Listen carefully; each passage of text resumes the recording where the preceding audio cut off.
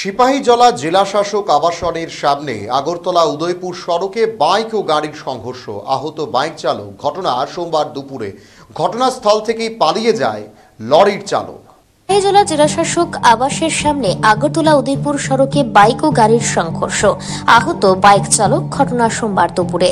ঘটনাস্থল থেকে পালিয়ে যায় লরির চালক। জানা যায়, TR01 AE 1629 নম্বরের একটি লরি বিশ্রামগঞ্জের উদ্দেশ্যে যাওয়ার পথে সিপাহীজলা জেলাশাসক আবাসের সামনে মনু ফকির দরগার সামনে নিয়ন্ত্রণ হারিয়ে লরিটি বাইকের ধাক্কা মেরে একটি গাছের সাথে সজোরে ধাক্কা লাগে। ঘটনাস্থল থেকে পালিয়ে যায় লরির চালক।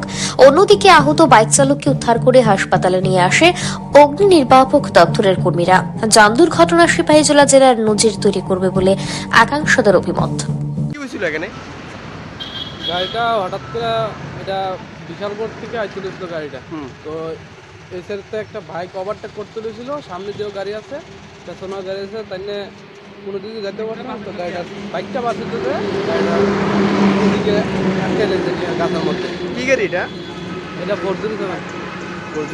আর এটা বাইকটা কি বাইক ছিল? এটা বাইকটা আসছিল হরচার বাইক। কেউ আহত হয়েছে? না, একজন একটু হালকা, বাইকগুলো একটু গুরুতর আহত হয়েছে। কোন জায়গায় এটা? এটা চললাম ফরেস্ট দরকার। যে বাইকে আর তানি কই আছে এখন? তাই নিয়ে এখন বর্তমানে হসপিটাল আছে বিশালগড়। Bureau report.